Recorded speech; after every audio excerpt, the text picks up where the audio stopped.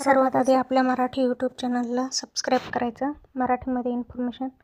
नंतर ना सबस्क्रिप्शनवरती double tap करून त्याला रिफ्रेश करून घ्यायचं. रिफ्रेश केल्याच्या नंतर ना पुढे कंटेंटमध्ये जाऊन पटकन त्याला कंटेंटमधून एक व्हिडिओ जो आपला पाठीमागे पडलेला आहे, म्हणजेच व्ह्यूज वगैरे नाहीत, त्याला उचलायचा आणि व्ह्यूज नसलेल्या व्हिडिओला घेतल्याच्या नंतर त्याला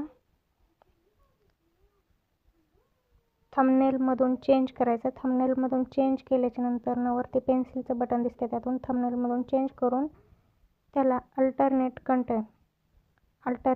कंटेंट यावरती टॅप करून नंतर त्याला नो करायचं.